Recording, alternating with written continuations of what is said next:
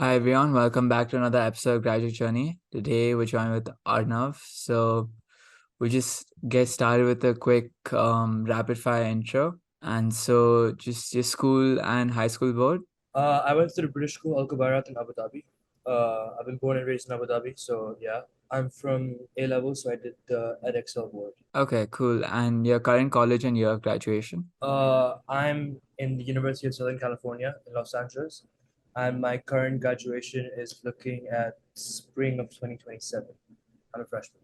Okay, cool. And what are you majoring right now? I'm currently majoring in economics and data science, and I'm doing a minor in sports finance as of now, but I'm trying to switch out of it and do more media related minors. Right. Okay. And what other colleges do you apply to? I applied to a lot actually. So I actually have a list. I applied to Right. way more than I was meant to be applying to. I applied to USC, CMU, U Michigan, UIUC, UCLA, UC Berkeley, UC San Diego, UC Santa Barbara, NYU, Cornell, UT Austin, Boston University, Emory, Northeastern, Wisconsin Madison, Case Western, McAllister, Penn State, Florida Tech, and Loyola University of Chicago. And then in Canada, I did U Toronto and UBC. Oh wow. Okay, yeah, you said extensive list, so I wasn't expecting that. You said sports finance, right, as a minor, but you said you might want to switch out I've of not that. declared that yet. I've not declared that yet. I'm doing one course that's related to it, but I'm not enjoying it that much. So I might just Okay. do the media industry, like because Annenberg in USC is the big school for communications and public relations. So I might be doing it. Yeah. Right, cool. And so that was great. We just transitioned to the academic section. So just started off by asking you how challenging school was for you and what system do you use to effectively ace A levels? So GCSE was COVID. So my GCSEs were given to me via mocks. I ended up getting like all nines and eights in my GCSEs. Come transitioning into A levels, it was more of three subjects. So I did math, economics, and business. I enjoyed going for all three lessons. I enjoyed math, I enjoyed economics, I enjoyed business. So I think it came better because I enjoyed learning. I think that's one of the biggest things that I found out. Look, I learned it the hard way because I did take some subjects that I didn't enjoy in GCSE, but in A level I narrowed it down to subjects I did enjoy, so I was able to like actually work it. Right. And so what level of math do you take in A levels? Like, do you take I further just math or? stand no no just standard math, standard A level math. Okay. What about time management? Like, especially towards the end with you just read out a huge list of unis. So with all the supplemental essays and stuff like that, how do you actually go about managing your time, your day, A levels, etc.? To be honest, everyone's in the mindset that after you get into universities, you don't need to study anymore. But I've learned it. I've learned it from my family members who've been in that situation. Jobs do look at your grades and your final grades. They don't care about your predicted grades. So however good your predicted grades is, they're still gonna ask you what your final grades were in high school. When you're looking for internships in college, they will ask you what your high school grades are for your CV. So that's why I still had the mindset that I still need to study. Even though I'm applying to all these universities, I still have to study and get the grades because I don't want that I'm put in a position that I go to a job interview for an internship or something and they ask me my grades and there's some crappy grades when I've done so well in my predicted grades. So I just tried to match my predicted grades. I was always in the mindset that I have to study because if I want a good internship, if I want that CV to be like a top notch, I really have to get the grades. So I did. Right. And so may I just ask you what your A levels are looking like, what grades wise? So I met my predicted. I didn't get any better. It was A star AA. So A star in business, A in math, A in economics. What about standardized testing, ACT, SAT, anything like that? I did both. If me be honest, my math is amazing. I got full in math in both, but my English has always been really bad. So I did not submit because it brought both my grades down completely. And I was Okay. told any over 1500 don't submit it. If you're looking for top colleges, don't submit it. I did not touch 1500. So because I didn't touch 1500, my family, my friends, everyone said just don't submit it. You can still make a strong application with other points. So I didn't submit any of my grades, even though I spent a lot of money on tuition, like tutoring, going and doing these tests. It's fine. It was a learning curve. Right. And do you have any recommendations for prep or resources, even if it's just for math? Khan Academy is a big one. Khan Academy, and then I also went to like a institute that like did prep. Got it. And so, approx, how much were you like, studying per week, for example, leading up to the test? Or how much time do you think someone should invest in it? I left a lot of it to last minute, I'll be honest. I was not doing time tests till 2 weeks before the SAT, which I do not recommend. I was prioritizing my internship in summer because I was working with Reliance. I had a really good internship. I was prioritizing work for that. I was obviously wanting that casual summer term, so I would be going out with my friends every night, you know. So I was at the same time I did not prioritize it, which I think I should have done. I should have started doing time tests earlier. Unlike my A levels where I started really early. A levels were in May, June. I started studying for my A levels in January. I mean, it's still really impressive that you ended up with an 800 in math and SAT and Yeah, math 36. it came naturally to me to be honest. I didn't really have to study for math at all. I found it Right. very easy. But it's just the English side of things I was like, nah, this is tough. And the SAT reading gets so boring. So That's true. I think English gets is like the kryptonite for most people because math yeah. is, I think, No, no, no. objectively easier. But perfect. And now moving on to the extracurriculars bit. So just in a broad bird's eye view, if you look at your application, what were the extracurriculars you did that you think made you stand out, and how did they come about, or how much time do you spend per week if you had to estimate? Well, one, I'm a golfer. I've been playing for 15 years. I've literally represented my school, my city, my country. I've played international tournaments. I've gone to other countries to play. I've not only used golf for myself. That's one thing that I stress a lot. Like they could not care less about how much you do. It's about how well you do it. So I use golf to make a difference. And I use golf to be a golf coach for younger students.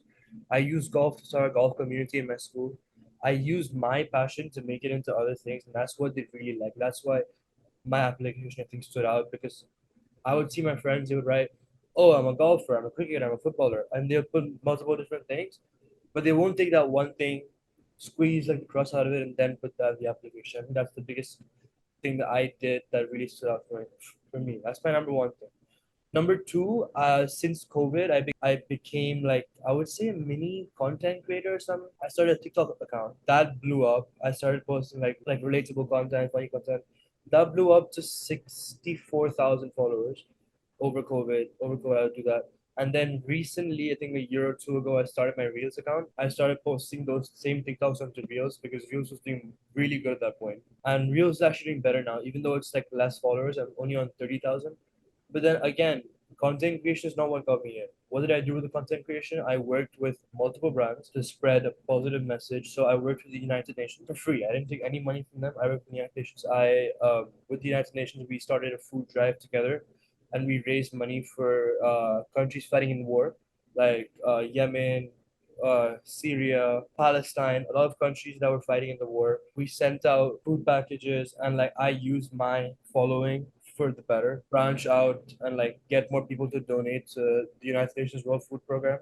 So it's just about taking that one thing, taking it further, and then obviously that's what I did about all my essays about. So I spoke about how I took this content creation one step further. Right. And so when you started your content creation, um, were you looking at it as an activity, or were you just looking at it as a hobby, just on the side? It was always a hobby for me because I've always loved the camera. I've loved the camera. I've loved being in front. Like since I was like 8 or 9, I started YouTube. I gained my amazing 45 subscribers. I was doing what I wanted to do. But then slowly, I was like, no, it's not going anywhere. I started short form content. So and then posted a few, then one video blew up. And then I started taking it seriously. I started posting regularly, making content. And then it came to a stage that I was getting recognized in public. Like I could not go out even once without people saying, "Oh, you the guy from TikTok, you the guy from TikTok." So it was like I was like popping off at that time. Now it's like kind of reduced slowly. Initially, it was just a hobby, but then it became something bigger. So then how did time wise with everything else, how much time were you investing per week, or just an approx like number of hours a week if you had? I would just one night I would just go up to my like chill room upstairs. I would just film like 20 videos, and that would be my 20 videos for the next 20 days. I wouldn't Okay. set. That's why if you see my content page, a lot of them have the same T-shirt because I filmed it all on the same day. I'm not gonna sit there every day make one video. I don't have time for that. I would sit for 5 6 hours in one stretch, make everything. I would compile ideas through the week though. Sit for 5 6 hours, make it, and then post it. Okay. Yeah. Yeah. That makes sense. Solid. What about summers in high school? So you did mention you did an internship. So was I that did. during the summer or other research Yeah. So, programs? so year 11 going to 12. I did an internship at Ernst & Young. the financial company. Then the summer after that, between 12 and 13, I did my internship at Reliance, Reliance Industries. No. Between 11 and 12 was Reliance Industries, and 10 to 11 was uh, Ernst and Young. Right. And so, were they both like finance oriented internships because that's what you're at and applied for, or what? How are they angled? Yes, but no at the same time. So Ernst and Young was more like auditing and stuff, like looking at statements, Right. and then the other one was more like communications and digital. Cool. And Yeah. so, how are you able to actually manage and get these internships? Because I know that's a big point of contention for a lot of high school students. Is was it just through connections, or was there any platform you use, or things like that? Through connections. I'll be very honest. Okay. Both connections, yeah, they weren't. It's hard to get an internship undergraduate if you don't have some sort of connection. Not only connection, I would say, like you can still get internships for sure. Don't get me wrong. You can sign up and get for internships, but for a big company like this, it was through connections. Yeah. Great. And so, what role do you think these internships actually played in your application? They boosted it for sure. They boosted it for sure because my digital marketing internship at Reliance helped me a lot apply for marketing because I applied different things in different like, universities, right? When I applied to Berkeley, I applied for econ. That's when I stressed in my Ernst& Young internship. Like each application is different, right? Right, So right, when I applied to Boston Uni, it was more like it was a marketing degree. So I put my Reliance one in. When I applied to Cornell, I applied to their business school. So I put in Ernst& Young internship. It depends about which one. Or if I'm doing both, I'll just put both in. But it's about stressing which one. Think like every essay I wrote was different for the school that I wanted to apply to. Then I would push what I needed to. Does that make sense? right. Yeah. And Oh, my hair is a mess. I keep touching my hair. I've just woken up. yeah, no worries. What about social work? And so, apart from you and the fund that you did launch, or the food drive, was there any other social work that you highlighted? Operation Smile is in UAE. It's for kids. Like Operation Smile is for kids who are born with a cleft on their smile. Is, is that the Okay. word? Yeah, cleft palate, like over here. There are millions of kids who are born with a cleft palate on their lip. So it's like it lowers their ability to breathe and like just it's a different cleft palate. And Operation Smile basically works for that surgery. Like it's a surgery based thing. So I did a fundraiser with them. I worked with them for a while. Apart from that, I worked a bit of thing with my aunt who does a lot for the blind in Mumbai. So I did that growing up. I mentioned that. Then I did animal shelters as well in South. I did it in Gujarat a couple of summers ago. Like just like small things, but the main thing I did stress on was my United as well.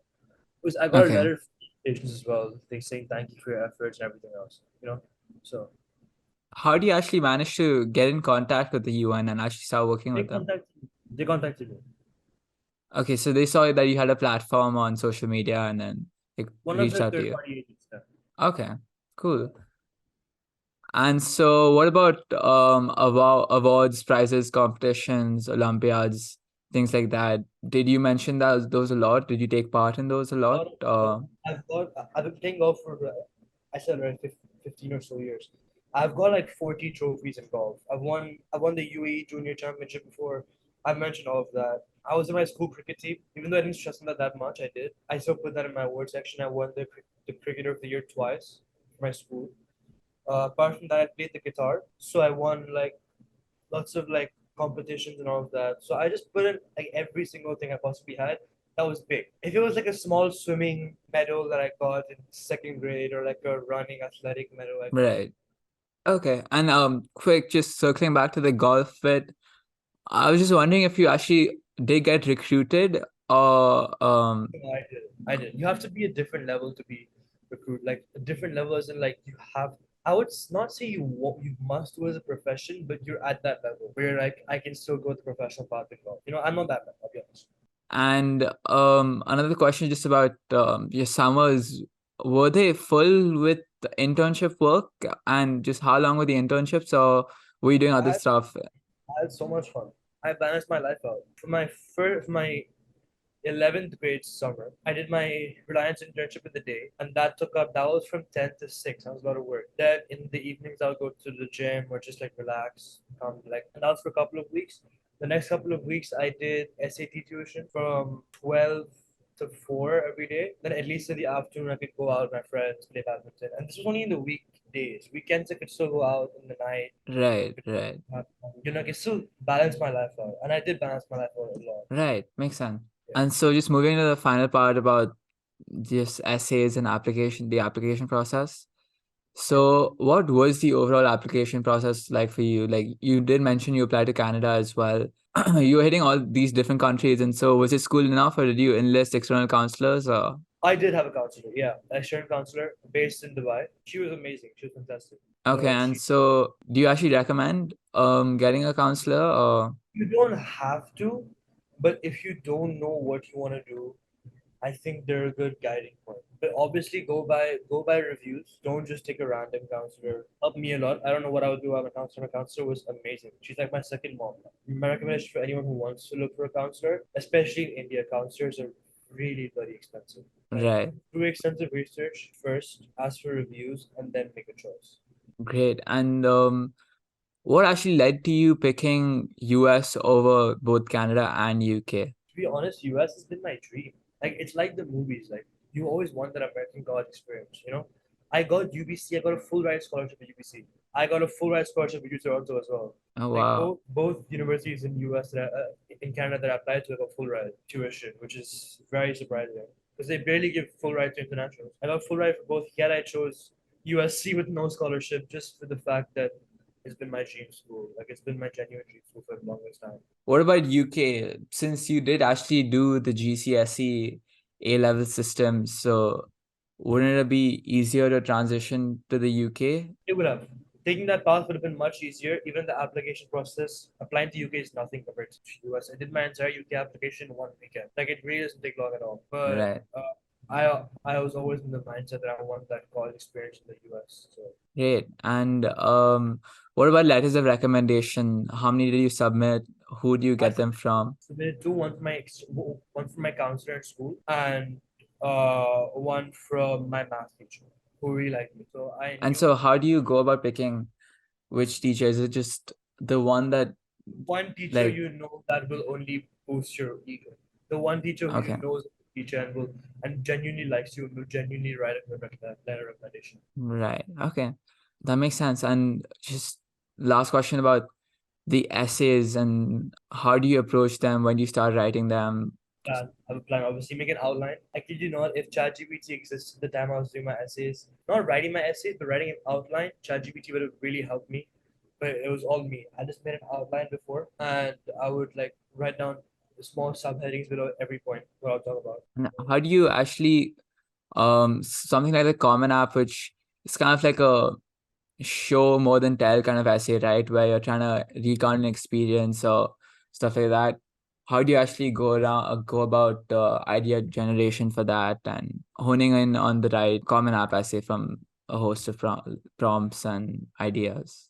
Oh, I would say, see, I chose mine because I knew what I wanted to write my story about, right? Just think about what you can get the most out of, not the fact that it's just the easiest to write. My problem was not the easiest to write for sure. I forgot which one it was, but it was not the easiest to write. I was like, shit, it's gonna be hard. But then just whatever you have the most information about, that you know you can write the most about, do that. Great. And so, about supplemental essays, how do you go about tackling all of them? Were there some points that you were using between them, or like if it was a Y essay, for A lot of example, or them are repetitive, so I could use some information, even though most of it was new. But tackling them, I would always have an outline. I would never write baselessly, ever. I'd always have an outline, write an outline of what you want to do. Maybe just jot some ideas down, then write. Then start writing, but at least have some sort of idea beforehand. right? And did you start your Common App between the summer of? Yeah. Okay. And were you done with it by the summer, or do you? Not even close. I was done with it. I was done with submitting by Jan. Right. Okay, cool. And if you had to go back to your high school self and if there were other kids in your position, what final advice would you give them? This people say it all the time, but it's so true. I've noticed it. It's the quality, not the quantity. It's what you do, not how much you do. Yeah, I think that wraps up this interview. Thank you so much for joining us. Thank you so much.